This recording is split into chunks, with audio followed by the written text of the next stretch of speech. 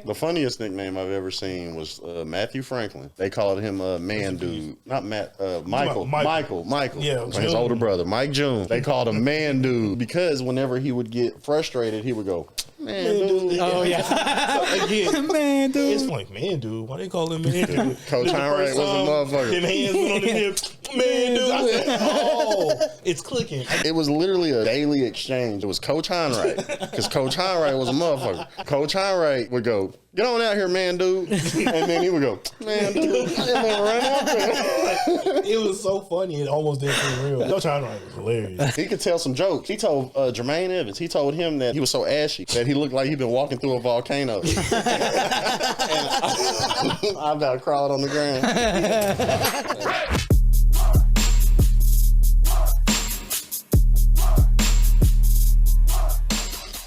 And we are back with Yap City Boys.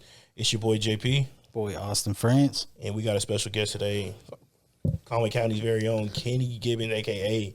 Young Mo. Give it up for him. Yes, sir. Yes, sir. Yes, sir. I think it's just... We're professionals with this shit now. Yeah. Like, before, understand that would have took us at least 4 buttons. Yeah. I still don't know what some of the other ones are, though. And I think that's the glory of it. Hell yeah. It keeps everybody on their toes. Hell yeah. I'm proud of you, brother. We working, man. But, yeah. Speaking of being proud, we're going to start off like this. All right. You got a new song out. Yes, sir. Just hitting the streets. Too blind to see. Hello. I actually was talking to my dad about, because again, last episode we had Taryn on, your brother. Give it up Shout out. Yep. And TS. I was telling him about, y'all's music. He was like, huh? They make music? I was like, bruh, there ain't no way. Like, Taryn, I could see, because he don't have Facebook. My dad don't mess with social media. I can see that part. You don't mess with it. But, Mo, like, you've been around. If nothing else, you've heard of it. Like, you've heard of the fact. I mean, again, you can be humble, but I'm saying, like, genuinely, anybody from, like, the area knows, at least to an extent. Yeah. I mean, I don't know if you remember, but the first time I met you, you came to a party at my mom's place, like, out in Austin. And I remember you were like freestyling. Everybody was like standing around. I was like, damn, who is this dude? I was like, I remember that. We got a celebrity at this party? What the fuck?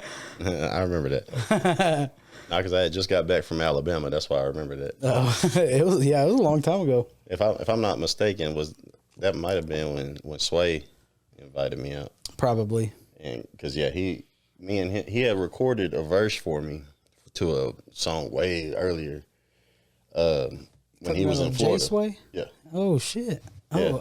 I was wondering like who does he know you came there with? Yeah. I was wondering for sure. Nah, I forget who I was with. I didn't come there with him, but he was living in Florida at one point, and he sent me a song, and I did a verse for him actually. And so we was trying to get together when he got back, because he messaged me. He's like, I'm back in Arkansas, and I was like, oh cool, but I was living in Conway at the time. Oh shit. And so, because usually, I'm always around Morrilton. So Yeah. by the time I left Morrilton and was living in Conway, everybody would come back and be like, hey, Kenny, where you at? And I'm like, I ain't even around no more. Right. And so it ain't nothing but a short drive. So he was like, man, come out to this little party or whatever. And I was in Alabama at the time, but I was like, I'm about to head back tomorrow. He was telling me the day before about it. I said, if I get back in time, I'll definitely come out there. And so I drove straight out there from off the road. Oh shit. Okay. And just to kick it for like a couple hours. Yeah, and then I left right back, went home, went to sleep. Hell yeah. That's cool. I didn't know y'all had a song together. Yeah, it was a song called Get Right. I don't even know if I ever put it out. I know I still have it, but the phone that I have it on is like real messed up. I got to get it repaired. Oh yeah. It's like an iPhone 4. I don't even know if they fixed those. Damn. But I mean, he probably still got it. But yeah, it was cool though. Hell yeah. We did one song, or we did multiple songs together, but we only put one out, and I ain't proud of it on my end. So. I mean, it's early stuff. I'm sure if I listened to it now, I probably wouldn't put it out on a new project. But yeah. Them early raps was what it was. Yeah, no. I was telling my dad, I ended up sending it to him, and then of course I'm like, how you feel about it? How you think? You gotta send it to Wendy's phone. I can't listen to that. It's on Facebook. Oh God! All right. So I sent it to my stepmom's phone, And then he calls me back immediately after. He's like, "This shit ain't that bad, man." And I was like, "Good. They've been working on this craft for a while now. Like, they actually been doing stuff." And even shout out 𝗏𝓏. Yeah. He's been added in a couple episodes for us. I sent it to him. Yeah. I don't know if, like I said, I don't know if I'm gonna put it in the episode or like put a link. You can put it in the episode. That's what I'm saying. We'll talk to him attached to the end of it. it. You know what I'm saying? Like, I only got it on Facebook right now, and I debated even doing that. The only reason I did it was because I knew I was coming on the podcast. Yeah. And I was like, I mean, I can't just link everybody to something I put out in 2021. Like, no, that's fair. So I was like, man, let me at least put this song out because it's the newest thing I have finished. Yeah. But we initially wanted to shoot like a little video to it and whatnot and kind of roll it out. But I don't want to speak too much on like some new music I've been working on because it's so different. Right. And I'll just put it this way. I never thought I would ever dip my toe into dance hall. Okay. And so I was like, it sounds weird with me saying it in a corny way. And me and her was talking about this. Have you heard that new 𝗬𝘂 𝓴 song with 𝗏𝘂? I think I had heard it once. It's kind of on that vibe, although I'm not that much of a fan of that song. But it's kind of like beat style. And I'm just like, you could do a lot with this style. But I think the EDM festival kind of wave is kind of passing. And not saying, people ain't still having a good time, but right. I kind of wanted to do dance music, like upbeat there was stuff anyway. Like I said, you mentioned that over, I think it was this past weekend, maybe the weekend before, when the WNBA All-Star weekend, they had the 𝓲𝓪𝓹 out there. Shout out. But they had Diplo DJing an event, and the 𝓲𝓪𝓹 walked up and they were like, "Hey man, ain't nobody trying to listen to this. Can you play some hip hop?" And I'm just like, man, she has no idea who she's talking to. Like, Diplo's a legend. Yeah, but you talk about stepping out. I got an experience back when 𝓲 was still around. Yeah, 𝓲, Josh, rest in peace, man. Rest in peace, 𝓲. I'm over there, and if you're around Cuz, you hear that computer pop up, oh, you know what it is. Yeah. Y'all ain't been doing nothing but kicking in, playing the game for 2 hours, and next thing you know, man, go ahead and spit something, cuz. Go ahead and spit. Oh, I'm not a rapper, man. I didn't ask you if you was a rapper. Go ahead and spit something, cuz. I hopped on there. I thought I was Kevin Gates. I said, yeah. Because at first I was like, been drinking, been smoking at that point. I'm thinking, I'm about to kill this. Because there's one girl in mind at the time. Yeah. Not my girlfriend, not anybody I even talked to for real like that. I was just like, a crush. I almost don't even want to call it that. But yeah, I guess, like, at best, kind of a crush. It's because she, like, kind of put it out there in the air. Lust of the week. Yeah, exactly. So I'm just like, man, let me go ahead and hopefully that never sees a light of day. I'll be straight up. Because if it does, that wasn't me. That was I got several songs, actually. Somewhere, Josh got them, like, somewhere. Yeah. Shout out Shy Boy.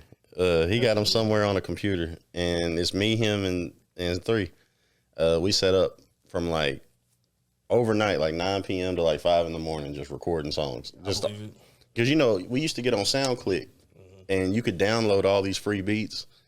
Yep. And at the time, we didn't know anything about licensing and publishing and all that bullshit. So we was just like downloading all the free beats we could and just recording hundreds of songs. And yeah, from there, man, I probably got song ideas, verses, just hundreds of them just out there in the universe somewhere. Half started, half finished. Yeah. Where you come back and listen to it and you go, who was it? Was that me? You're like, oh. The only thing I've ever lost musically that just shattered me, like broke my heart, was in a storage unit. I lost a CD that had the first 2 songs I ever recorded. Damn. I was like 15. Damn. It was one of the songs I did with DRB. Yeah. And one of the songs I did, my very first song I did in a session with DRB, and they paid for it. Because I was like 15 at the time. I ain't had no money. Of course. I had like $5 in my pocket. But Josh came pick me up. It was on Sunday morning. We both like supposed to be in church, didn't go. He came to my mama's house, picked me up. We drove to Little Rock. We went to Doghouse Studios. Rest in peace, Reggie. Rest in peace. He was the engineer at the time, and I remember Crunch was there, and Bird was there. Boy, and then I thought more Conway County legends. Yeah, legends. And I was just like, all right, we in here. Yeah. And I recorded my first song, and I mean, mixed it and everything, gave it to me. Like, it never got mastered or nothing like that. But of course, at the time, people was recording bedroom raps. So it's like for me having a studio recorded song, it was different. And I never played it for nobody for a while. And then I remember it took 2 years for me to start playing that song for people, other than the people that heard it initially. But it was Q-Dog. Shout out to him. He was the one that first got me out there, like, playing it for other people. Because he put out a mixtape, and he was trying to get, like, he had heard me rapping, and he wanted to get me, and he had a little studio set up in his bedroom. Right. So he wanted to get me over at the house and see what I could, do musically with him. And then it wasn't until after I started doing that I was like, well, yeah, I got this song I've been sitting on for a while. And I had that other one with DRB that I since recorded. Yeah. So, yeah. So then, So, I mean. That was it. Like I said, early days, would you say those are your main, like, influences musically? Or did you think you had any other? Man. Not even necessarily just musically, just, like, artistically that made you want to, like, create? I don't know where it came from, honestly. My grandma always says it goes back to about 6 years old, because I think 6 years old was kind of my consciousness level, like, remembering back. So it's like, I remember that being the first time I watched wrestling. That was the first time I kind of put down, like, Power Rangers and all the childish things that I was into at the time, and started looking up more, like, oh, what are y'all doing? Like the grown-ups. Like, like the real people. What's all I got going on? Yeah. So I started watching wrestling. I started listening to more music. And my Aunt Kawana, she had one of the big binders of CDs. There was all kinds of stuff in there. Tupac, Scarface, Devin the Dude, 3-6, UGK, like all kinds of stuff like that.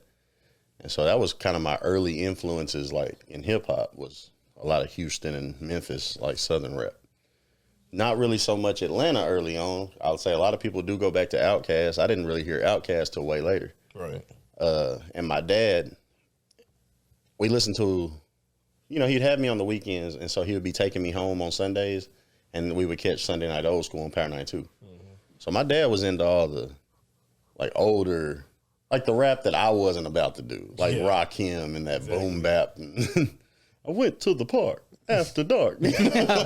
So I'm telling you, like, it's cool. Like, I look back on it, but you got to think I was born in 91, so it's like distinct eras, like, absolutely. In the mid 90s, when I was like consciousness, like as a kid, I remember seeing things like Tupac and Biggie and stuff like that. So I didn't look back at Rakim and LL and things like that and think, oh, I want to be that. I looked at the, like, gangster rap and was like, that's cool. Absolutely. Snoop Dogg pulling up. But honestly, like, we from Morrilton, so there's only so much, like, gangster you see around here. It's like, it ain't too much. I mean, it's little bits, but I looked at a person, like, perfect example. I looked at a person like Nelly, right? Yeah. It was street, but it was pop. Yeah. And it was like, I watched a lot of VH1 and like MTV and stuff like that. You could see the quote unquote gangster aspect, but it was still smooth. Right. Like, it wasn't anything where you was gonna play that somewhere, but like, oh my God, it's right. Drop down and get your ego on. Right? You hear something like that. But like, okay. I got to think. Like, I had my first CDs I ever bought was Tupac's All Eyes on Me double disc, and I bought Nelly Country Grammar, and then at the time I owned Drama Causing Drama. I don't know if anybody remembers that album. That's that live right, live. Yeah, Get on up. Like, I'll hear it and I'll know exactly. That whole album, I knew every song on that album.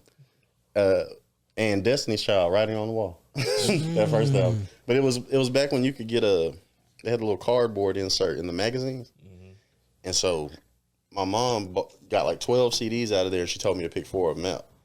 And there's only a limited amount of CDs on there anyway. So it was like, once I got past Tupac, Nelly, Drama, I know that dude. Yeah. You looking through country, rock. So finally I was like, Destiny's Child, that's cool. And so I got those 4 CDs, and that kind of 99-ish, like that kind of molded my musical sound. And so from there, like I said, I would hear, like, in a Tupac album, I would hear super street, where it was like, even if, like I said, we grow up to know what we know now. Right. Even if some of it was theatrical or portrayal, it's like you would hear things about guns, and you would hear things about things that I didn't necessarily see at that point in my life. It wasn't until I was really like a teenager or whatever that I started seeing like real street stuff. Yeah. But that was, you know, sometimes that's me putting myself in that position, not necessarily, you know, always being raised in that position. Yeah, the world gonna give you what you want to see. Right. So when I was like 14, 15, venturing out, doing things on my own, you know, I ran into things in the world that, you know, I was looking for. Right. I would see it. But at an early age, when you talk about like 9, 10 years old, like real early, it's like you're hearing about it and you're seeing it through the media and through the music. And so when I would hear somebody like Nelly, that's what made me a big fan of Nelly early on, because it was pop with a street aspect. Right. Because, you know, not to say the people around me, you know, my dad, he definitely dabbled in a little bit of things that, Right. you know, he's changed his life now. He's a family man. Absolutely. We don't like dipping into the past too much, but shout out to Grove, man. Yeah. Again, I can speak on the same behalf. You know what I'm saying? I don't put my pops out there, but right. at the same time, he's grown up as I've been conscious of the world. So it's like Right. I've seen him be not his best to like actually putting his best foot forward. Right. And my dad's always, you know, he's handled his business. Yeah. But I've been in a couple apartment complexes before. Yeah. You know what I mean? And I've been around some folks. And but I will say, like, you know, shout out to my parents. I didn't know about a lot of the things until I got older. Yeah. And then I look back on it and go, oh, that's what that was. But in the moment, I didn't know. Right. Like, I walk in on somebody rolling a blunt. I'm like, at the time, oh, you know, everybody smokes cigarettes. It's not a big deal to me.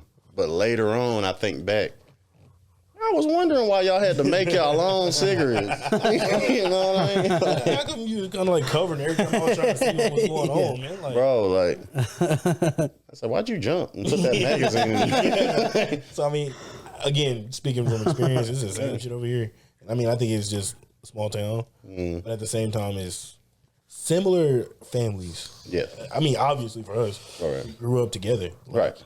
Y'all twins. Damn near. Pretty much. You know what I'm saying? Like, I tell people a lot of times where they're like, man, you know people that was like in the grade above you, like a year older than you? I was like, well, you got to understand, when everybody's outside of school, not at school, and they have people to hang out with, who do you hang out with? Your cousins. Right. So it was Kenny or Trent. Like, Yeah. that's all I had. Shout out Trent. Shout out. Yeah. So, I mean, I'm either at Trent's house or I'm at Kenny's house, and both of them, we're doing the exact same thing. Adventuring, going around. Yeah. Or on Kenny's, like I said, we would get weekends and people talk about, hey, you watch wrestling? I was like, this dude, like growing up. You watch wrestling? Yeah, we can jump them after this. It's cool. So, Got my NWO shirt on right now. but yeah, we was sitting there. It would just be like, you know, pallets made, pay-per-views rented. This is like my first experience with pay-per-views. We going back and watching like actual wrestling. Like, one of my earliest wrestling memories was like being at Kenny's house, sitting there together. We got popcorn, we got soda. We're fucking kids sitting there watching this, living it up, and like this is bigger than reality to me. Watching Jeff Hardy and Shane McMahon like off the Titantron, I'm just like, oh my god, this is crazy. It was the shit at the time. Yeah. I never really got into it. I mean, I played the fuck out of the SmackDown game or whatever on PS2. Yeah. I still playing. Fun. Yeah, That's what took me a little bit, because I was waiting on her to get out of the shower. I was playing it before we came in. man, let me go ahead and create this table. I'm almost to the point I got to quit the games almost. It's too much. Like, honestly, like my real opinion about it, the games have gotten too much. There's like 6 different game modes on there, and it's like, if I sat down and played everything the game had to offer, it would literally like take me all day, like the rest of the year. Yeah, until the next one drops. And it's just like, they got what? But they put it to where you have to play through things multiple times to unlock everything. Oh, okay. So like with the story mode, it takes 4 playthroughs to unlock everything. Damn. But they made it to where you don't actually have to go through and recreate the characters and stuff like that. But you can just go through with the same characters and redo the story. And it's a short story. Yeah. But then they got, My Faction, where it's trading card based. And it's like you got to open these packs of cards, and everybody on your roster comes from these cards you get. Okay. But you can just, if you just sat there and played that would take all day. Yeah. Or they got the universe mode. They got the GM mode. So it's like, it gets to where they're putting too much in the games, and it's like, I can't do it all. I don't want to do any of it. Yeah, it's bought out by like 2K, right? It's produced by 2K. So I mean, that's something similar to the basketball games they got, where they do the same thing with the cards, the GM mode, not necessarily faction mode, but I mean, you got my career and all that. So it's like they give you enough content to keep you occupied if you wanted to sit there and just play that the whole time. But for the most I part, said I could hit my vape. Oh yeah, Yeah. I've been hitting it this whole episode. very, very, very vape friendly. All right, but it's nicotine. Yeah, that's fine. Like I said, we in Oregon right now. We get mushroom based vapes. That's what he been hitting the whole time. We're based out of Oregon right now. Yeah, we in Oregon. We're in Oregon. When in Rome, you know what I'm saying? So I guess we should. We say we know each other, but let's take them to the beginning of it. Boy. So the reason why we know each other from such an early age, his Aunt Sharon and my mom were college roommates at Arkansas Tech. Yeah. And so him and his cousin Lindsay are the same age, like the exact same age. Like 5.5 months apart. Yeah. And so, who's the brother and sister? My mom and Lindsay's dad. Okay, so Sam and Diane are brother and sister. All right, so yeah, and Sam is Sharon's husband. Yeah. It was Lindsay and Logan's mom and dad. Yeah, the one we were talking about at the beginning. Oh, I think it was before the cameras got on, actually. And so my mom was Sharon's college roommate. And so she would come down, go to church with her and stuff like that, because, won't get too much into this, but they was the only black folks my mom was really around. Yeah. And my mom, you know, she had experienced racism, like where she's from. And she used to tell me a story about a black family that moved into the town she lived in. And said, like, these old folks literally had a meeting at the church on whether or not they were going to decide to let these people stay there or not. Like, they was buying the property for them or something. I hear this story when she used to tell it, and it's like, and she says she was in the back of the room the whole time, and she was like, her dad, like my grandpa, like, and all these other old white people that lived in that town were all just like, there was people jumping up going, they're not going to stay here on my watch. Like, I'm saying, it was crazy. God. I mean, it's Oregon. What do you expect, bro? But no, so, yeah, they trying to bring that back. So my mom got to college, and she got some black friends, and my dad's black. So I was like, once she got around black folks, she said, oh, yeah, like, I knew y'all was tripping. So it was cool, though. But like I said, by the time I was born, I was born in 91, and y'all two came in 93. Yeah. And so mid 90s we all got toddler pictures together. Literally. Hell yeah. Yeah, so and then like I said, my mom had been working at 𝐘𝐮𝐬 since I forget about that. Maybe 93, 94. Yep. And worked with his mom. Yeah, that's about the same time my mom started out. So I mean, they had been there for such a long time. Like there's baby pictures of me. Like he said, we all have toddler pictures. Like our parents, like holding the other one. Yep. Because again, that's how long we've been together. So it's not like blood related technically. No, shit. No, bro. If you black in the South, and you got baby pictures together. That's your I tell him all the time, I'm like, damn. He's like, yeah, that's my cousin. I'm like, motherfucker. But at the same time, in Conway County, literally my dad's side is like from the city, from town. Yeah. My mom's side's from the country. Yeah. Everybody in the country damn near related. Everybody in the city damn near related. So me, I come through and by about fourth, fifth cousin, I'm probably related to damn near everybody. That's my life in general, though. I'm not blood related to nobody hardly, except my white family. Yeah. Even with my black family that I go see, I'm not blood related to anybody beyond my dad, because my dad is the oldest of his brothers and sisters, and his father's not, his biological father is different from my actual grandpa. So like William Gibbons, who I'm named after, that's my grandpa, the man that has raised even my dad from a baby. Yeah. So like he's the patriarch of our family, but he's not my dad's biological. My grandpa got with my grandmother when she was already pregnant. Yeah. And so, shout out. Yeah. He's a dad that stepped up. Man. Yeah. So I mean, stepdad's running my family. Yeah. Even down to my last name. And so I've met a lot of, shout out the Mosley family. I've met a lot of them over the years. My Uncle D, shout out Dimitri. Shout out. But yeah, it's it's a journey because, like I said, I go from that, and as a kid, I didn't know too much about my background as far as that went. But at the age of 3, whenever Taryn's dad and my mom started dating, that's when I was, it was around that age, around the age of 4, something like that, when we moved to Morrilton, when they moved in together. And so the Stricklands, you know, they big family. Yeah, exactly. And so not only did I meet y'all, like the McDaniels and all y'all, but I met the Stricklands because of David's family. Mm-hmm. And so when I got thrown into Morrilton, I was from the jump cousins with all these people I wasn't blood related to. Oh, yeah. And so that's just how I've always seen it, which I would argue leads to a lot of black people around Morrilton dating white women. Because, I mean, that black girl, that's cursed me a couple times, you know, where it's been like, I like you. I might or I don't know.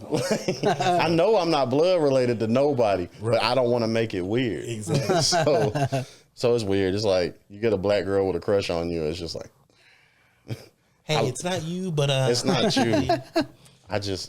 Somebody gonna call me your cousin. Yeah, exactly. I don't even want to put him out there, but I'll tell you after we turn the cameras on. You might remember, but I remember seeing folks. I was at the same family reunion that I was at. They was both there, and then about 2 weeks later, they was like, "No, we're not cousins." I said, "Yes, y'all are." Y'all both had the same shirt on. What you mean? As far as I'm concerned, no, that's a violation. The only thing tighter than cloth is blood. No, if you wearing the same shirt at a family reunion, you can't mess with each other. No. All right, like I said, I don't think they're gonna see this, but if they do, man, look, no hate. That was years ago. You didn't say no name. Exactly. But I feel like a lot of people knew because I was like, yeah, I don't know. okay. No, maybe I'm better. Because I was confused, bro. Like, genuinely looking at it like, am I tripping? Like, am I tripping? But yeah. I feel like, I don't know. I never realized like how different cultures. Like white, yeah. Like I don't have anybody I'm like, yeah, that's my cousin that isn't actually my blood cousin. You know? Like, I mean, that's wild. At least in this specific, like, yeah, I mean, at a white family reunion, if you see 2 people with the same shirt on, and then the next week, you know, there's something really wrong, man. Really, really wrong. That's what I think. I think that transcends color. I feel like there's a lot of people that were like arguing in the film, was like, man, what the hell is y'all doing? I mean, it speaks to the world too. Like we make everything weird. Yeah, and it's like white people really got it right. To be honest with you, because it's like if you're not blood related or if you're not related at all, that's not your cousin. Well, but I can't help how we grew up. Like I can't just change that culture. I definitely understand the aspect of it. Like, I mean, for me, I'm like, I literally grew up with this man. Yeah. So when they be like, "Are y'all related?" It's like, well, if you want to get technical, like technically, no. But I've known him literally my entire life. Yeah, so like, I mean, my family member. You were calling him your cousin. I didn't question it. I was like, okay, mom, sisters or something like. Everybody calls themselves sis and bro nowadays. Anyway, yeah. I had the conversation with Taryn. Are we cousins? Almost. Y'all getting there. Let's see how this podcast goes. Somewhere down the line, we might be. Yeah, but this podcast gets successful, we'll be brothers by that point. You'll be my blood brother. I was on the because he was like, "We cousins." But how are we cousins? I was like, shit. All right, here it is. Yeah. Well, my mama and his mama are basically sisters. Man, down the line, distant. Literally. But then I was like, because what's crazy is his aunt Karen. Yep. My mom is related to. Yeah. But you would be like, oh, well, that doesn't really matter because she's married into the family. My dad is married to his dad's side. Mm-hmm. So it's like, did I say married or related? They're related. Somewhere down the line. Do I know where exactly? No. That's above my. One day you grow up and they go, you know that's your cousin, right? It's like, oh, for real? How? Listen. Oh, well, your daddy signed and they mama signed and they did this. It's a small town. Man, exactly. And there's a couple bloodlines that are mixed in this motherfucker. I ain't gonna say no last name, Man. but Again, we can go on about that after the camera go off. Because I know we gonna ignore that. But we just gonna skip hey, that. they used to tell me stories about the Sandtown Bottoms. Man. Nah, man, it's Go about that way, about Arkansas. 15 miles. The mountains, and then look. So I ain't just talking about black folks. We out here in, like, I guess we in Oregon, but Saugahatchee, Oregon. Saugahatchee, Oregon. On the trail, man. Man, I've been out that way up in them little mountains out there, and what's that, Lanty? And Oh, yeah. tell me it ain't some inbred white folks out there. Yeah. Oh, You in the yeah. area The where you Atlantic community. Don't want nobody to see you. Yeah, Man, I seen Swear to somebody. God. I've been out a couple places that ain't got nothing but a post office. Yeah. Like, they got a Yeah. post office and one gas station, maybe. And I pulled up. It was me and Johnny. Yeah. You know Johnny. Yeah, yeah. So Shout out Johnny. it's, He's helped me out a couple times. Shout out Johnny. I'm laughing simply because of the fact that I know Johnny. Y'all know Johnny. Yeah. We driving. We're not using GPS. We're supposed to be pulling up at these people's place because they was wanting us to help them move something or do something. And we get out there and we, again, aren't sure where Y'all we're was at. in like a sundown town. Man. And yeah, Johnny's a big old white dude, so like they see him, it's cool. Yeah, yeah. And then I'm in the passenger seat, he's like, whoa, wait a second. Maybe he ain't as cool as we thought he was. But yeah, no, we get out there, and the thing about Johnny, yes, he's a big dude. To people that don't know him, they probably think he's intimidating. But then when we were like Care Bear, like no disrespect. No, not disrespect. He cool. Like, he cool, That's how I but look at yeah. myself. It's Yeah. like I'm a big dude, but I don't want to fight nobody. I ain't saying I won't. Exactly. But I'm saying I don't want to fight nobody. I'll tell you straight up, I would never fight Johnny. I done told him. Yeah. Man, if we get into it, bro, we are not fighting. No. He probably pulled one of them laughs on you after he beat you. Oh, Yeah. no, there ain't no beating me up. I said, if it's serious enough to fight, brother, there ain't no coming back from it. Yeah, hello. I said, look, it is what it is. But we get down there, we're driving, and we had to go through like 3 different dirt roads to get to their house. And I'm just like, man, I already don't like that. I really don't. So we pull up. 'Cause it's just too much room for error. So we pull up. He says, I think this is the place. Yeah. We look out. There's like 8 dudes on top of the roof working. Not a shirt on a single one of them. I said, I don't know, man. He's like, maybe we should reach out and like ask somebody. I said, I'm gonna go ahead and lay my seat back a little You bit. ask whoever you want. You can ask. And he turned around and before he could like roll his window down and say, hey, you got 3 or 4 people starting to walk out towards the truck looking. Oh, hell like, no. oh my God. He said, is Jason and Amanda out here? They said, oh, we don't know no Jason and Amanda. Go on. I said, I felt bad for driving you through Harrison on the way to Indiana that one day. I was like, man, my bad, dog. I didn't know. You got to go through there to get to Branson anyway. That ain't that's the least of your worries. I tell you Might get about a out of the town car. called. You ever heard of Deer, Arkansas? Yeah, oh, yeah. Yeah. Yeah. I let my homeboy talk me into going up there and picking up one of his homeboys, and we got somewhere around Jasper. Just, yeah. And we went to this gas station. I was 18 at the time, and dude showed me a shotgun. Oh, I my swear, God. nah, it's no bullshit. If you get on Facebook and ask Matthew Dillon Mitchell this motherfucking story. shout out you, my friend. Jasper, Oregon. Jasper, Oregon, yeah. I was with him and another good friend of mine named Katie, and we pulled in to get gas. And I stepped out to smoke a cigarette, walked down to because it was the way it's set up. There was like a little grass hill down to the road. And like a little bit of space, like you could park cars there. Yeah. So I walked away from the car, away from the gas pumps to the grass.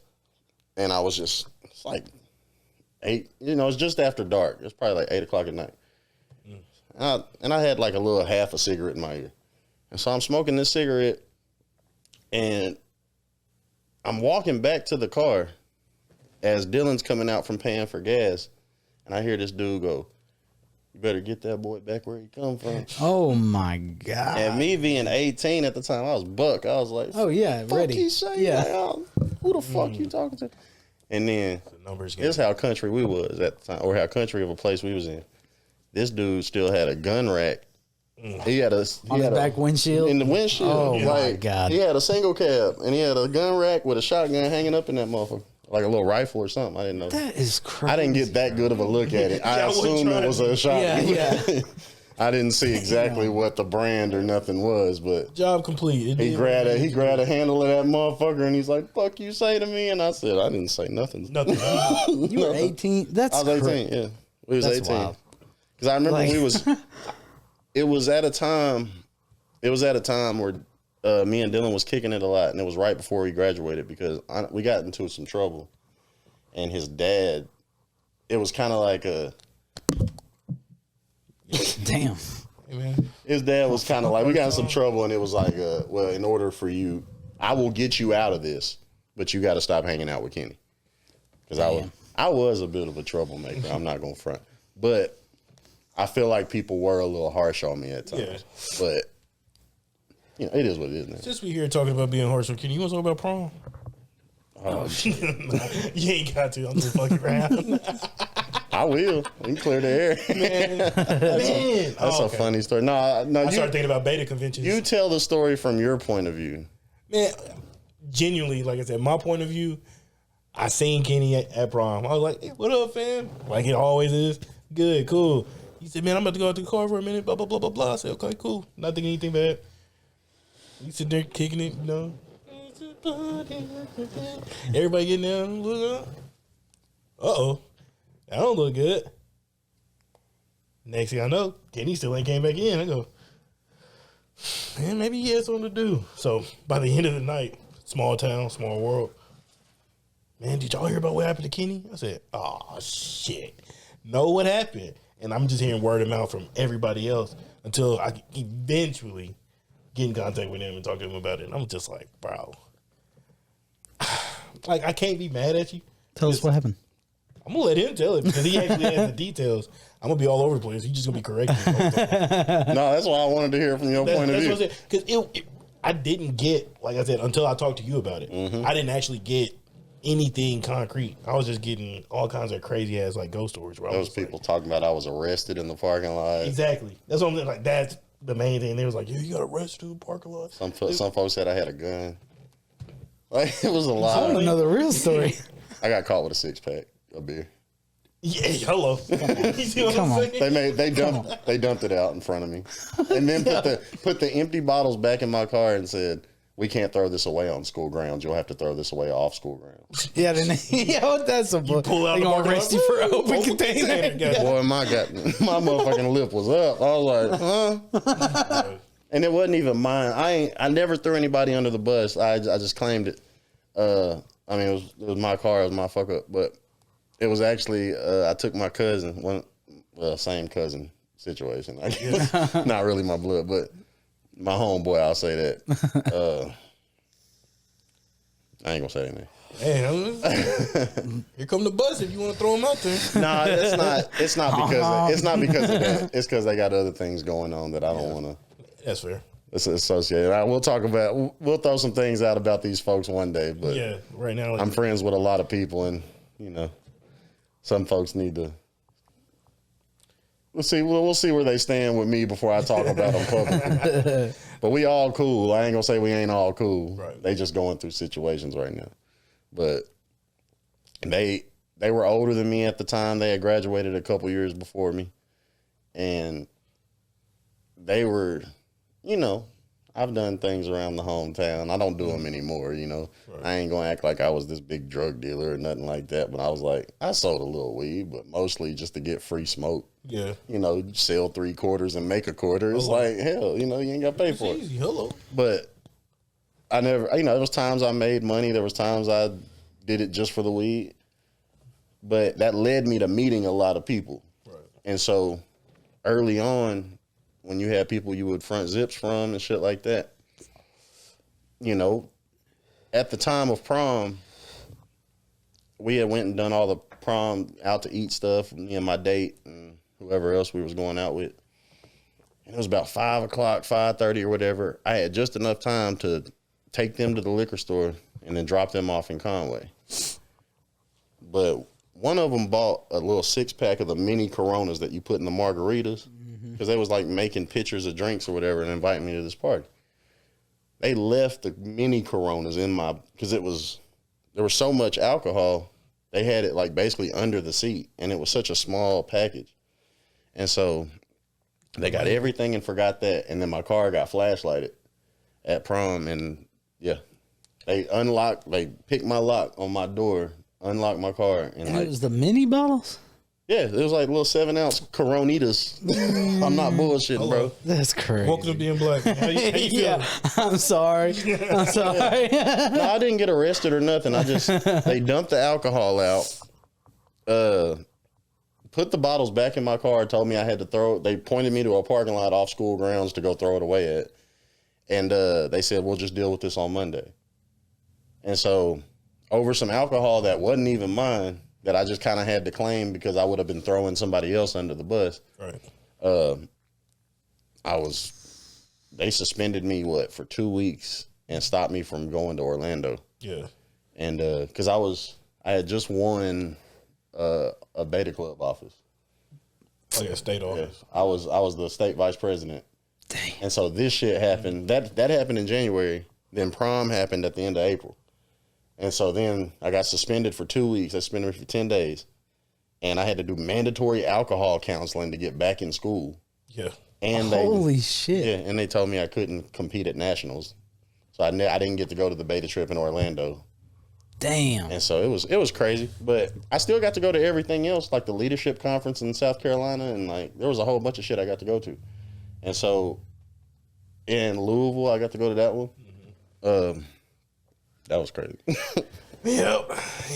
I don't that you reach things we don't want to talk about. I don't want to talk about Louisville. Myrtle Beach. Nah, cause you remember what happened in Louisville though, for real? You know what I'm talking about? I think I know exactly what you're talking about. I'm not gonna say it, but you got me in trouble. You got me in trouble. Specifically, you got me in trouble. Man, what you talking about, cousin? No. Both of these people have since like moved way on in life, and I'm not gonna throw any of them under the bus. But I think I remember. Shame. There was something that wasn't actually true, but you said it happened. But you weren't. No, you weren't there for it. But you was there before it would have happened. But it never ended up happening. Bathroom? No. You talking about smoking? Okay. No. That happened. I had a little piece of a joint, and I tried to smoke that bitch in the hotel bathroom with the towel under the door and the fan on and the shower on and shit. Man. Didn't work. And we in high school, so I mean, I stunk up that whole fucking floor. Damn. JP said, "I don't snitch unless you got." No. It involved a couple people. No, okay. I will tell you off camera. Okay, we definitely going to have that one. Yeah. Man, like I said, we had so many. Like the only thing I remember about Louisville is like that main like. Nah, I'm talking about the people that went. I know. Yeah, as soon as you say like the first name, I'm probably gonna pick back up. Yeah. But it's not worth talking about on camera. But like, I know you and Montel was there for it. Damn. And okay. But you was best friends with somebody, so you kind of had to. And it was like, but that didn't happen. So it was like, why would you tell him that? Damn. It got me in some trouble when I got back home. Now I was just being friendly, and I was being overly friendly. I was in the wrong, but okay. We gonna talk about it. But yeah, again, it was different. That will really throw somebody under the bus. Louisville was like one of my first trips. So I was young, dumb. No. Louisville was fun though. It was. We went on that ferry boat, and they had that. There was a wedding party on the second day, and this dude kept feeding me ginger ale and vodkas. Oh my god! Because we smoked this cigarette. Like he shorted me down on a cigarette, and I was hiding from Miss Smith and everybody. But at the time I was 18. I was graduated. Yeah. So I was like, if I get in trouble, they can't really do nothing because I'm already graduated. So I was like, there was this random drunk dude that was just like, "What up, young man? You all right?" Was he a white guy? Nice black dude. Okay. And he was just this. Whoa. No. White guys. This was a black wedding party, and I told him I was 20, I told him I was a chaperone. I was like, "No, I'm an alumni, but I'm brought along as a chaperone. But I ain't 21 yet, man. But I'm about to be 21." And he's like, "I mean, fuck it, grab that motherfucker right there." And he would order the drinks because it was an open bar. He was getting free drinks, and so he would order a drink and then set it on the table, and then be like, "I'd be like, Mind if I do?" And you couldn't taste it. It was ginger ale and vodka, and you literally couldn't taste the vodka. And it was probably the most fucked up I've ever been on a school trip. Now, yeah, like I said, we'll leave. I'll tell you off camera what I'm talking about. It's nothing big. Okay. I'm really just teasing you about that. But I can see why you said what you said. But what you said ended up being an exaggeration, and I was like, because people showed up to my job behind that. 2 different motherfuckers showed up to my job behind that trying to confront me. Yeah, you guys over there. And I had to throw you under the bus with them, and I was like, I swear it was some bullshit. But he didn't know it wasn't his fault. So I had to clear that up. I can fight. Nah, that was 2010. That's over with. That's what I'm saying at this point. All right, so. You remember Myrtle Beach? Yep. That was one of my first experiences where. Mm-hmm. Oh, what? It's the last night. We don't have a curfew. They told us that bullshit. But so the funny part about that was we all threw each other under the bus. Yeah. I mean, damn, there's a lot of buses. Yeah, big buses. Nah, so these two girls that were on our school trip with us, they told us curfew was at 1 a.m. They were like, Miss Smith gave us a later curfew. At the time, I had lied about my age on like in a cigar shop on this strip, because we went to, it had like Hard Rock Cafe and like all the big Myrtle shit. Beach, South Carolina. It's called Broadway at the Beach, but they had all these shops in there. Now at the time, nowadays if you probably tried some shit like this, they gonna ID the fuck out of you. Oh yeah. But there was a time, like even when I was in high school, which was the late 2000s, like I could go in the liquor store, get a beer, with the right motherfucker. Yeah, I was getting Black and Mild since I was 16. Not to throw nobody under the bus. I ain't gonna say where I was getting it. I'll tell you exactly where he was getting them. Yeah, you know. I got. Well, I guess he passed that liquor store don't exist no more, but because the owner passed away. If you talking about the one I'm talking about, you talking about my house, like which would probably be the closest one to my house. Yeah, yeah, they right by ENG. They got somebody running it. Oh, do they? Yeah. So it's back open. Okay, damn. I was just about to shout him out too. Next time. Is it a different family that? I think it's the same. Same family? It might be the same family. I know I thought it was his wife. Is it the wife? Not the son? No, it ain't the son. Okay. We know the son. But no, every time I go there, it's definitely one. Was the son that had the same name? Yeah. Yeah. Well, Yeah, I mean, all 3 of them. The whole nephew, but it's like, because the brother was. All right, I'll say it anyway. Okay. I've been real cryptic for the last 20 minutes. I'm talking about West Side Liquor in Morrilton. And we got him. Morrilton, Oregon. Listen, rest in peace, Mr. Hill. Oh yeah, yeah, absolutely. He was a wonderful man. He was not the guy I'm talking about. I'm talking about a different person who I won't name, but yes, I used to buy Black and Milds at 16. He special ordered beer for me when I was going up there when I was working in Russellville, Tri-County. Yeah, I was coming over there every weekend. Like, hey, it's my Friday. I got to do the liquor run. He was like, man, if you can promise me you will be back the next 2 weekends about this, I'll get 18 packs instead of just 12 packs. I said, I promise you, look me in my eyes. See, I promise. I'm like that with the Indian dude at the at the liquor store where I'm at now.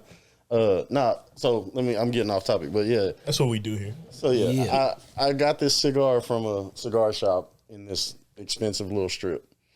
And I was just flirting with the girl. I was like, yeah, I just turned 18, but I'm on this, I can't get my ID till I get back. And I just bullshitted the shit out of her. And she was fine too. I was just sitting there talking to her. And she sold me a cigar. Yep. This big fat ass cigar for like $5. And so I was just like, she was like, happy birthday. And I was like, all right, yeah, appreciate it. So the whole weekend I was looking for somewhere to smoke this cigar. Me and the other person was in there. Like, I don't mean to cut you off, but me and the other person, I ain't gonna say his name. What's he doing now? He's moving to Northwest Oregon. Okay. Like, because for a while, he was teaching. He's teaching in Russellville. Okay. I mean, you could probably shout him out. He ain't. That ain't. This ain't too bad. I won't say. Yeah, I'll say Cheese. How about that? Okay, Cheese. Yeah, shout out Cheese. But we were both in there, and we was just like, man, you think he like the whole time? Yeah. He's over there talking. We're sneaking around the back, like just looking at stuff, and also watching like peeping game. It's like, well, we was down the beach actually. yeah, we was sitting on a like a boardwalk. A staircase, the end staircase that goes into the sand and shit. And we was kind of hiding, and that's what he means. Like they was kind of like when we was still in the store. Oh, y'all wasn't with me in the store, was you? Yeah. Was you? Oh shit. That's what I'm saying, because you were talking. While I was looking at that girl, I was like, yeah, boy. But we came around shirt because he ended up buying like a Zippo lighter. So he was like, no, we ain't got a Zippo lighter. Yeah, we was excited. We was kids. Exactly. And I think I was like a store down buying grills. I will say Still got them? I will shout these people out. Elena and Samantha, that's who it was. They specifically told us, as a prank, curfew's at 1 o'clock. Boy. And so we're on the beach hanging out.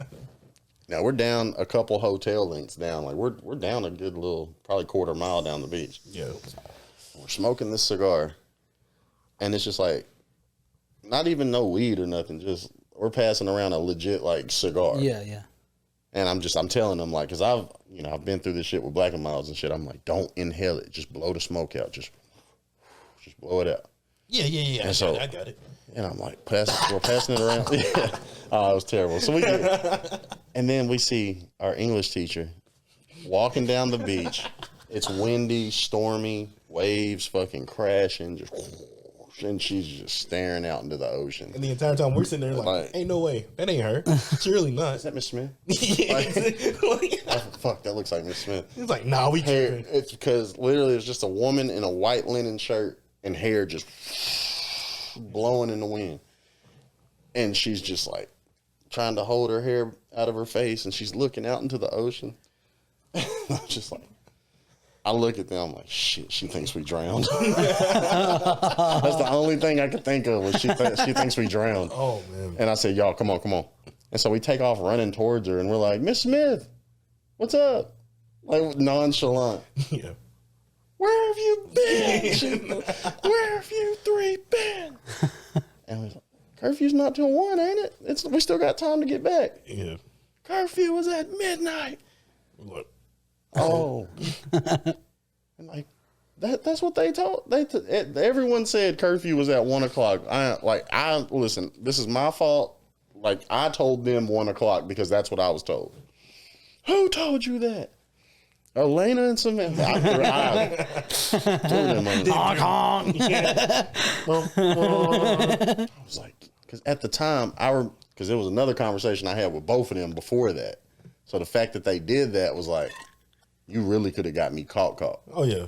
So it was like, well, it wasn't like it was the police or nothing. It was my English teacher. So I was just like, this is who said it. Exactly. Fuck them. Like, that's how it was. And so they, I guess, forgetting that all this happened, she darts straight to their room when we get back up there and is like, did you tell them this? But when she knocks on the door and goes in their room, they got boys in there from off the beach. This is like the room where all the, girls was, they had all the boys in one room, all the girls in another room. And hell yeah, they had some dudes from off the beach with a bottle of wine in their room. Got him. Got him. I didn't. And honestly, I was just like, fuck them. They told me that shit, but I didn't know about the dudes. So I was like, oh shit, I really got them caught. Yeah, look at that. We heard about that after. Yeah. That's what I was like. But remember getting back in the elevator, everything was cool till we got in the elevator with her. And then as soon as we got in the elevator, she looked at all three of us and went, just nose was fucking, I'm talking about like a dog, just. Yeah, it's one of them situations where it's like, man, maybe it ain't too bad. It's like, oh, okay. No, we fucked up. Our bad. Hey, but she never brought it back up.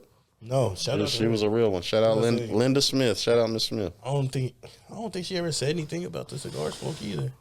Like, I was wondering if she couldn't smell it. Like that shit is strong. You guys, that's what I'm saying. We was on the beach and we was walking down the beach and it was so windy and stormy. Oh yeah. Like her hair, she just couldn't even keep it out of her face. Yeah. It wasn't until we got back to the hotel, which was just like up the boardwalk in just a short walk.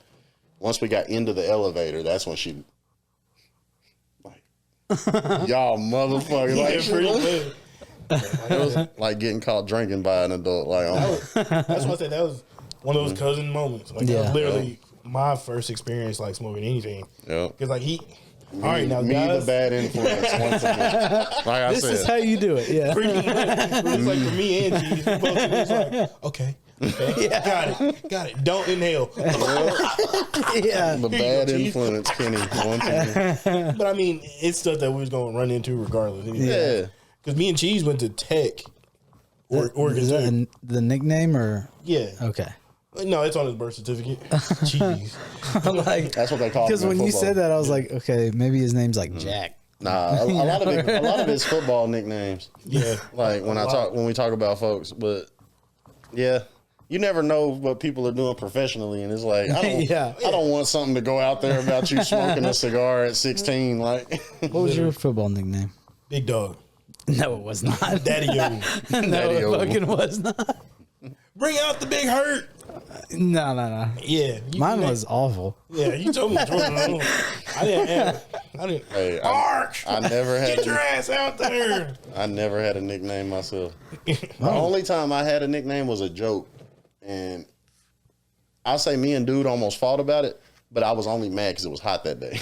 You know how it is when you get into it with somebody real tough, and it's like, man, whoa, I'm gonna fuck you up. Yeah. But it's really just 100 degrees. Yeah. And like, This is your second practice today, and you know what? Yeah. I ain't got time to fuck with you. I'm about to fuck you up. we was running laps in July. Oh man. And it's like, yeah, we got in each other's face a little bit. Me and a dude I'm really, really cool with. Exactly. Shout out Big Worm. Man. Shout out Worm. What was the nickname? That's his name. That's his nickname. What was the nickname? my nickname. Yeah. He called me Couch one day. Couch? And that come from so we ran a few laps. We're a few laps in at this point, and then everybody in football, you remember, everybody would have that moment where they buckle. Yeah. And they just, I'm talking about hands on the ground, hands on your knee, like just like That was like all the time. you can't breathe. You just in twerk position, just breathe. Yeah. And I remember hitting that point where I just buckled over and said, I can't run no more. And then, dude, and he was just as big as me. I ain't saying I was bigger than everybody or, the biggest person on the team. This dude, just as heavy as me, come running by me. That's why your ass shouldn't have been sitting on the couch all summer, nigga. I'm talking about, I looked up. I'm talking about pouring sweat. Yeah. I was mad. He was right, though. Nothing he said was wrong. But you know him. He one of them that's going to instigate some shit. He wasn't doing it to instigate. He was being real. Man. I thought. That's probably why this shit hit so hard. At the time, I thought he was trying to antagonize me. But at the same time, when you start doing what you're supposed to do years later and you realize how you talk to folks, it's like, nah, he was really being real. Yeah. And so at the time, I got so mad. And I remember he ran a whole nother lap before I started back running. He made a whole nother lap and was passing me again. And as he passed me that second time, he goes, Couch. Boy, I swear. I got so mad, I started running. Sometimes that's what you need. I feel a little catalyst to push you. Yeah. In the moment, it don't feel like that. In the moment, it's like, man, watch this. But then you look back on it, you be like, damn. What was the name of that movie? It's a Christian football movie. Facing Giants. Facing Giants, where you got him on his back. Yeah. Oh, yeah. Go ahead, son. Yeah. Open your eyes, son. You're in the end zone. You're in the end zone. Man. You got it. He's just on the ground like shaking. Okay, coach. Okay, coach. That's really how it used to be. I think my nickname just came from just insult. Like, it wasn't no, like, motivational, like, come on. No. What was it? I had two. The one that stuck was okay. It was 𝓴'Frenchy because my last name's France. But the first one, it stuck for like 3 months, and I was like, okay, I'm about to quit football. And it came from the coolest coach, man. Shout out Coach Chadwick. But I came to football practice one day, and I had shaved my head. I was almost bald. and he started calling me Uncle Fester. Oh no! And it was just like for like 3 months, Uncle Fester. I mean, at the games, he's like, Uncle Fester, where you at, Fester? hell I'm no. like, bro, Coach, I got pads on you, though. I'm about to fuck you up. Yeah. Like, The funniest nickname I've ever seen was Matthew Franklin. Oh yeah, Shout out him. They called him Man Dude. No, that's not Matt. Michael. Michael. Yeah. Not Matthew. Shout out Matthew, man. Rest in peace. No, I'm talking about Michael Franklin, his older brother, Mike June. Yeah. They shout out Mike June.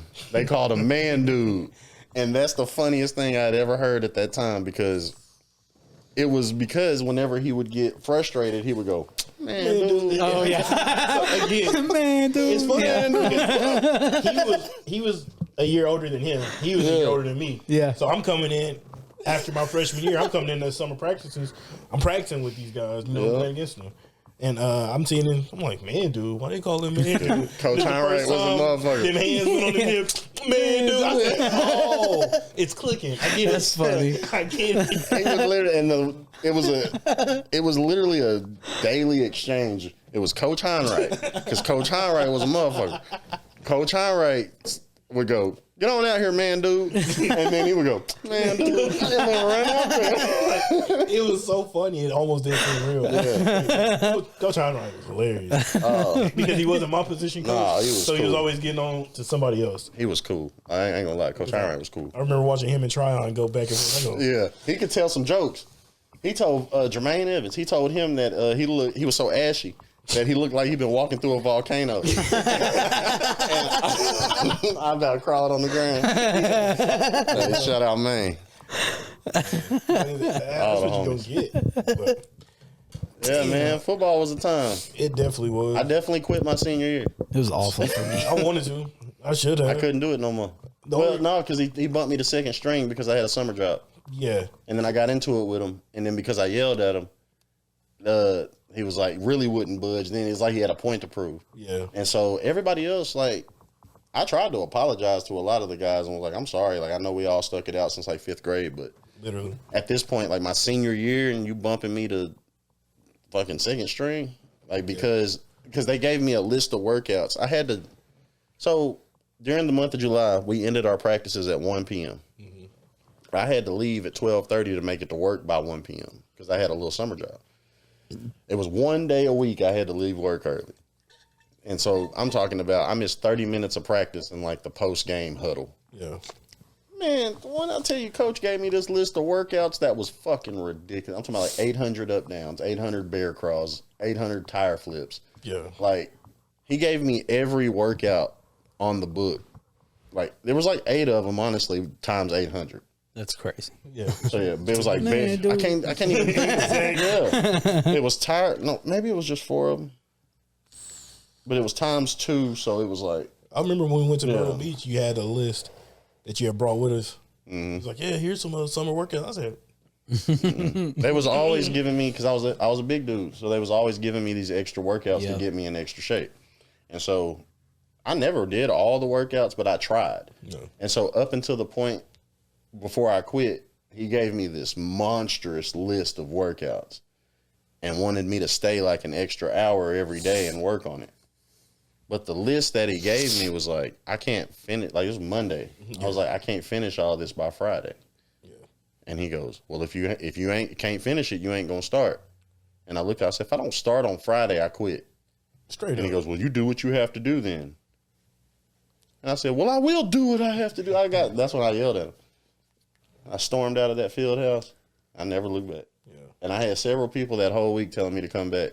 But I said, I'm not second string. Like, no. For sure. I'm not saying I've always started. Right. Like, I've been second string before, but this is my senior year, and I come from a starting squad. Yeah. Fuck, we had 2 losing seasons. Yeah. Like I said, I ran into something similar in my senior year. We had a converted running back playing defensive end. Yeah. Didn't know none of the plays. All week, I'm starting. You know what they say, if you start all week in practice, you start on Thursday when you're doing walkthroughs, you're going to start on Friday in the game. Yeah. Friday came around, don't start. I go, this is weird, but all right, go ahead. I'm a senior. He's a junior, but he's a running back. So, I mean, yeah, he's faster than me, but he don't know. When you say laser and when you say jet, he don't know which Right. direction you're supposed to go. So I'm sitting there watching. We're playing Greenbrier, and this one they got Neil. So I'm just sitting there watching. I go, Shout out Neil. all right. Shout out Neil, man. Shout out the Panthers, All right, Brett, baby. chill out. So anyway, Oh, sorry, go ahead. so anyway, they go score. I said, damn. Of course they did. All right, I'm sitting here chilling. Offense don't score. Damn. All right, maybe I'll go out here this on. Look, no, okay. So long story short, it's about halftime. It's like the second half, maybe even mid third quarter. We down like 42-0, and then coach, Sound about right. Coach, no, Go ahead. Coach gonna have the audacity to turn and go, Parks. I said, you got it, you got it. There ain't no, because I started my junior year. Right. So I mean, I started junior year, I started senior year, all these games up until this point. Yeah. Now you want to experiment and do all this, and we down 42-0. Now you want me to come in? Yeah, no. That's Nope. crazy. I'm good off that. So then literally, like I said, we go back to practice and everything. He's just like, why didn't you go in? I said, Listen, didn't even have to say anything. my sophomore year, which was your freshman year, you was in junior high football at the time. That sophomore year, we went 1-9. We lost 9 games and won 1. Yeah. The only game we won was that third game of the season where you play a smaller school. Oh, yeah. That was the only game we won that year. And then the next year, we went 2-8. So when I tell you, they pulled that bullshit on me on my senior year, Yeah. and I was like, I mean, I had to decide whether I was whether I was going to end on a high note, play college ball even, try to do something further with it. And at a certain point, I looked at it and I was like, oh, y'all don't need me no more. That was it. Yeah, y'all showed me. And then look at it now. How many, Man. if I look back and ask myself if I made the right decision, how many of these motherfuckers now can go to the high school and walk in that field house? Walk on that track or walk in the gym. Right. Like, I don't give a fuck. Like, if you graduated with the team, like, Literally. played all the way up until you graduated, like, I don't give a fuck how long you did it.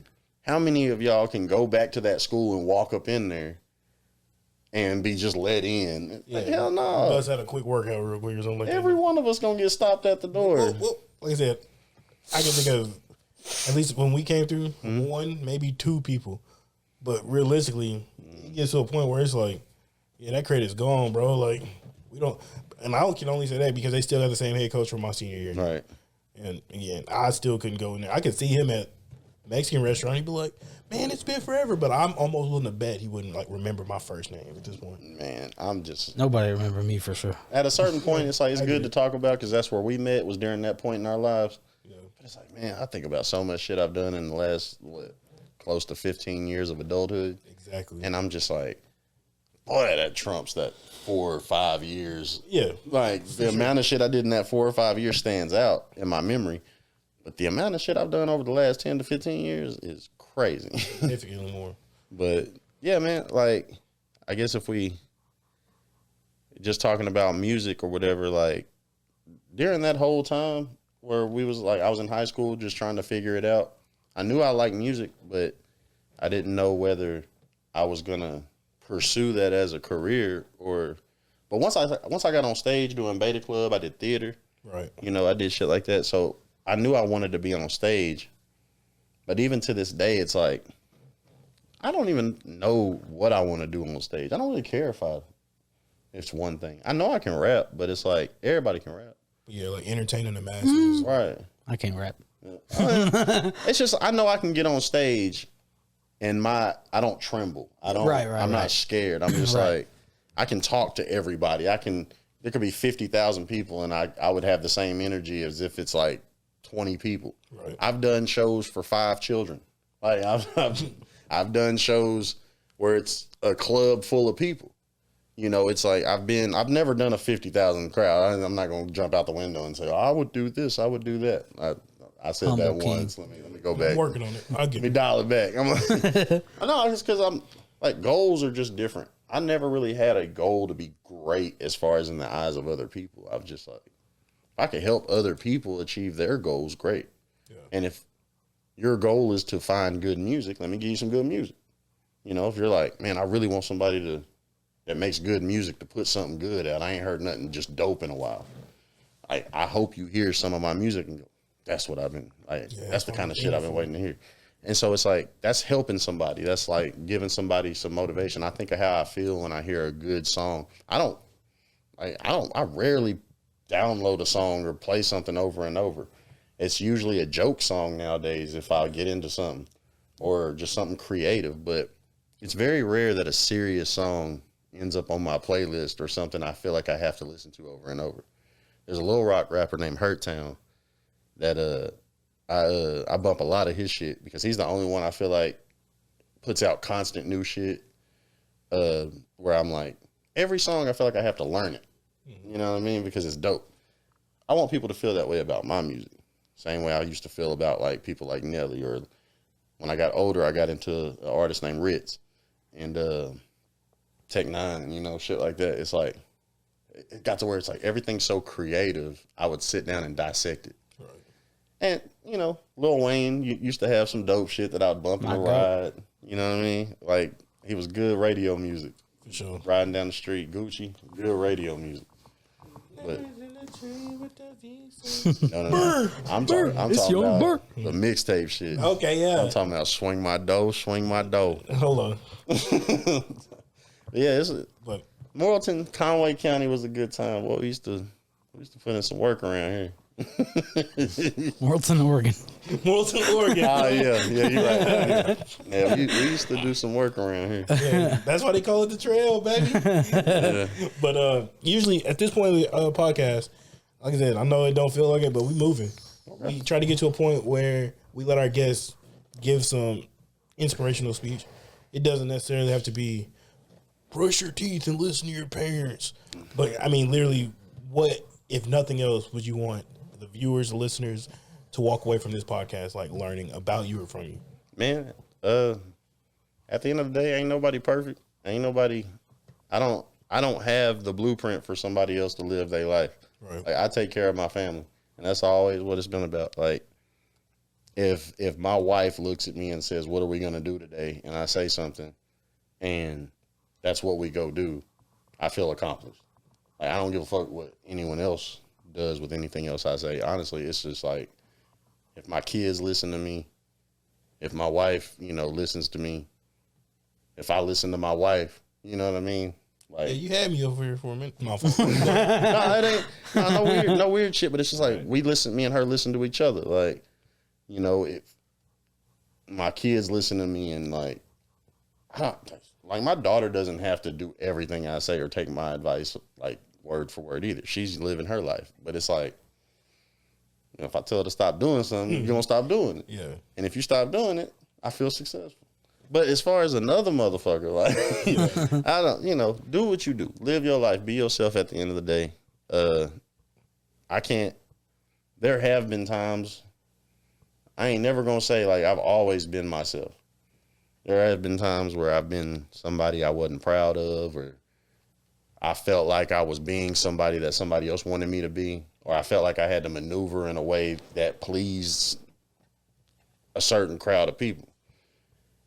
But you get older and you realize it's like sometimes you can separate what's mature and immature from what you like personality-wise. Right. And it's like smoking weed, smoking big blunts on your Snapchat story, right? Right. That's not personality. That's just something people do. Hopefully not, yeah. You know, it's just like, so there was times where it's like, I'd be like smoking big joints like on my Facebook story, or never really Facebook, but it would be like Snapchat or something like that. I'd always post like a little video of me smoking or like bumping some music. And then as I get older, I'm just like, I delete a lot of that because I'm just like, nah, it's worthless. Because I'm just like, that's not my personality. So when I felt like say if I dated somebody and they was like, you post too much stuff about weed, you're gonna get me in trouble with my job. So I can't be associated with you online, like da. So it'd be like, well, you want me to stop posting stuff about my life and da. You get offended about it. Right. But then you get older and you realize, oh no, they was right.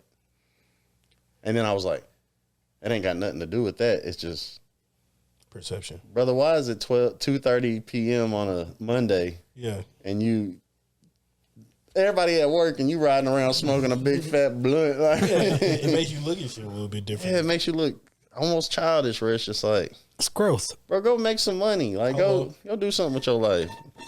And same way, you know, it's empty, cuz. I drink too much. If I get to drinking too much, I'm just like, sometimes you look at what time of day it is, and it's like, oh, it's 4:30. Or be like, shit, fuck that. I've been low. I've been at some low points in my life, bro. For sure. I've drank a 5th and a 30 pack, like, overnight. Up at 7 in the morning waiting on buddies to get off work at Waffle House and bring me something. I've been there, bro. Slept in my car before. Like, not saying I ain't never had nowhere to go. I ain't never been like homeless or nothing like that, but it's just like there's times where you feel like you at a low point in your life, and it's like I can't call nobody for help. I can't ask for help. Right. So it's like I feel like everything that I talk about vaguely, I feel like I've matured past all that, and it's like, hell, even musically, I've been offered to go out to California before, and this was like 2014, but they didn't have nowhere to stay, nothing, like no money, no plan. We had a passenger van and gas money to get there, and they wanted to just go to LA and just figure it out, make it work, get as much merch, print it up and stuff like that, CDs, everything that we could. And I'm just like, but who's got a phone plan? Yeah, like a follow-up even. This is 2014. Like, who's got a laptop and a Wi-Fi plan, like, or a hotspot? I'm throwing all these things out there. We'll figure it out when we get there. This is 2014. We're not going to go to a mall parking lot and hand out CDs. Yeah, get discovered. Now, all of a sudden, young Mo don't want it enough. He ain't hungry. I'm like, I'm not willing to be homeless for it, bro. Yeah, because, I mean, that's how a lot of people end up over there. So if more people haven't heard my music, if I'm a local, you know, a local legend at the end of the day, so be it, you know, because I'm like, I ain't never going to make myself homeless for a motherfucker. I ain't never going to not handle business to do things here, put all my money towards this because this is what's going to pay off. Like, my baby got to eat today. Hello. You know what I mean? So I go to work every day. I go to work every fucking day. Well, most days. Fuck that. I call in some days. I go way past my vacation days. But It'd be like that. I still make that. I still make bread. So, I mean, like, what I'm taking from that, at the end of the day, handle you. Handle you, man. That's it. I can't, like I said, we can do all kinds of follow-ups to this shit to have a much better time and talk about, you know, I guess as far as a part one, you know, just how we know each other, like my attachment to this area that we're all from. It's like, shit, we get deep. Like, we covered age born to fucking high school graduation. Really? That's it. If I get into 2014, 2015, 2016 to 2019 is a crazy period of my life. But not just about my life, but shit, where I see music going, where I see, you know, even like with y'all podcasts, like, yeah, we plan on being here for a minute. That's why I say with the shit y'all talk about, like, shit, bullshit with me. I will get unhinged. Absolutely. Now, this is my first ever podcast that I've ever done, so I was like, I might be a little nervous at first, but yeah, shit, if you want to, you should have seen us at the beginning. You ask me some wild ass questions, and I'll give you some wild ass answers. Yeah. Most people are a little nervous. Shout out Johnny. Johnny was really nervous at first. We were like, "It's your boy JP, your boy Austin Friends. We got Johnny." But after a little while, people forget about the camera. Literally, you know what I'm saying? They forget that it's even there, and it's just your homies boys talking, chopping it the fuck up. Again, for the first episode, this is about what we like to do. Yeah. Like I said, everybody's pretty much getting an understanding how we know each other, how we even got you to come on here and get to be on the podcast. But again, our plans go further than this week, next week, and the week after that. All right. So there's definitely going to be an opportunity where we're going to call you back up. Hey, bro, you want to get back on? That's why we did, like you said, you pretty much like narrated like where we got to in the podcast with you. So there's always going to be more layers and layers to peel back. Because you know what they say. People are like, what? A cake. There's layers to them. Yeah. Shout out Straight, man. You gonna learn life lessons every day. Onions. I know, bro. I'm not gonna call my cousin onion. Oh my bad. Damn. Oh man, that's just how I got into it. But like I said, there's a lot more. And we gonna mixtapes. A lot more. Yeah, mixtapes. My album, my new song that I just put out. It's good to talk about the beginning stages though when I talk about the new song because that's where me and my brother come from. It's like I can talk about all the shit that I did in adulthood, but I feel like that's more for that's me. That ain't directly, yeah. Yeah, that's me directly. But me and Taryn, like, that's my main day one who I grew up with in the house. Absolutely. And so it's like for him to, I don't know how much he talked about recently about what he's going through in his situation. Yeah, a little bit. A little touch. Yeah. So from there, even though I'm still cool with her, Right. that's my niece's mama. Like Yeah. I ain't gonna say a bad word about her, but my stance has always been, that's my blood brother. Like don't ever look at me funny for putting my arm around him and letting him vent, letting him feel emotions. Because at the end of the day, it's like that's my people. Absolutely. But you my people too. But it's like I gotta let my people. If two of my people beefing, y'all gotta understand that y'all my people. And my brother being my brother, he my people first. Absolutely. Like first and foremost. And so from there, it's just like, you my niece, mama, I love you. At the end of the day, you my friend too. We have a friendship. So it's like, I ain't never gonna, like, don't badmouth, like Taryn can vent, but I'm like, I'm not gonna co-sign a lot of bullshit because I know both of y'all. So exactly. I know when Taryn's angry. I know when I don't know much about her outside of what I know about Taryn, but through them and stuff. So it's just like, that at the end of the day, your child got to grow up. It's like you don't know how much maturing I've had to do since having a baby mama. Yeah, where it's like it's not about us. It's not about me and her. Hey man, we at the end. Calm down. No, I ain't. Like I said, we'll leave it at that. You amped up. It ain't. Nah, it's cool. Me and her cool. I can't control another person's emotions. Thanks. So it's like, it's just up to me to deal with it because this person has to grow up. And I'm just like, anytime I feel, it's not about how someone talks to me at the end of the day. That's what I've learned. Yeah. And a lot more people do need to get to that point. I'm just saying, like, that's a piece of advice I want to throw out there. That's one. People need to get a little less sensitive about how people talk to them. Get the way you receive tone in check. I can hear things in many tones and hear the same fucking thing. Hey, man, like, forget the camera for a second. Just holler at my boy. I'm just saying. He just saying, bro. I'm just saying. If you scream something at me angrily, all right, I don't do that. And if you could tell me the sky is blue in a seductive, loving way, and I'm going to hear, it is, isn't it? Or you could be like, nigga, the sky's motherfucking blue. Like, screaming at me. Hold on a second. Hang on. Like, my blood pressure wouldn't go up. Yeah.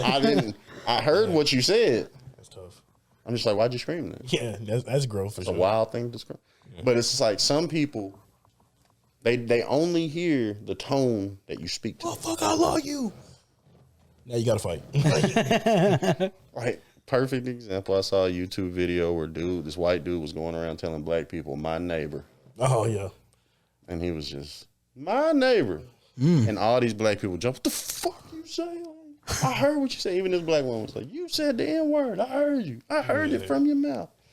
And so, yeah, it's just like, I've learned to listen to what people say words. Oh, no. So. Chill out, Uncle Fester. All right. But like I said, man, we will definitely be having you back. Like, yeah. We're going to dive more into it because I even thought about like what was going on, like some of the events you've been to, like some of the fucking like rappers and people that you've met. Oh, shit, like I said, we ain't even get to talk about when we went to that 𝐿 concert. That was wild. That was random. I know. That's wild. That's like a 𝐿 Exactly. That's why I brought it up just at the end. To have Lil Rock? No, or was that? It was the one at Disney. Was it Disney we went to? You went to that. Sounds fucking I wasn't crazy. there. To Disney? No. Oh, that was Orlando. That was Go see Ja Orlando. Rule? That was prom. I couldn't go to That was Orlando. because of prom. Because of prom, I couldn't Damn. go. No, I'm thinking of Twister. I went to a Twister concert at the State Fair. Yep. So that's Cool. when you said it was Twister and like somebody else. No, because that was way later. That was years later. No, see, because No. Yeah, you talk. That's on me. That's my bad. I was like, I started thinking, was LL Cool J was there, wasn't he? And I went, nah, that was Twister. In my head. Like, And as soon as you said at Disney, I went, no, y'all. I thought about the story you told me when y'all got back to school. Yeah. They saw LL Cool J in Orlando. Yeah, hello. I'll tell you this before we sign off. Go ahead. Shit. Me and my girl went on a cruise last year. How was it? It was decent. It was 5 day. We decided we was going to take a longer one, 6-7 day next time. 5 days felt rushed, but my grandma paid for it, so she wanted to get us all together and do something because we ain't been together in years. But yeah, it left out of Cape Canaveral outside of Orlando. And so I was telling her going through Orlando, like, this is my first time going through Orlando. Let me tell you the bullshit on why I didn't get to go to Orlando the first fucking time. Well, so we go to Orlando, and of course, what's also in Orlando? The Performance Center, NXT. Yeah. We get there, it's like 5 p.m. on a Wednesday or Thursday. Beth, when did that cruise leave? Was it a Friday morning? Yeah, so it was Thursday. Pouring down rain when we pulled. I'm Shout talking out about Orlando. Can't see your hand in front of your face. 5 minutes later. Pouring down. We sat in that parking lot a good 5-10 minutes. Eventually, I got out and ran across, and I took a picture by the front door. It said employees only and shit. A big WWE logo. Yeah. So I get in the car, and we go to the hotel. By the time we get to the hotel in Cocoa Beach, it's sunshine, bright. Yeah. You know, it's Florida weather. Hello. So we get back from the cruise like a week later. And on our way out that Monday morning, we, no, I'm wrong about that. That cruise left on a Thursday, so that was a Wednesday. It was a 5-day cruise. We get back on that Monday morning. We're going through Orlando. I said, let's go to the Performance Center again. Like now that it's a sunshiny day. It's 10 a.m. on a Monday morning. I pull up. Guess who pulls up right behind us? Like I'm talking, we pull up first. Another car pulls in behind us into the parking spot. Shawn fucking Michaels. Damn. I didn't know though. It was just a nice ass white Cadillac truck. And so I was like, I'm just gonna step out and hop. They look busy as fuck. But it's a public parking lot. It's not private. I ain't have to go through no gate or nothing. Right. So I hop out the car and I go to the front of the building and I take a picture.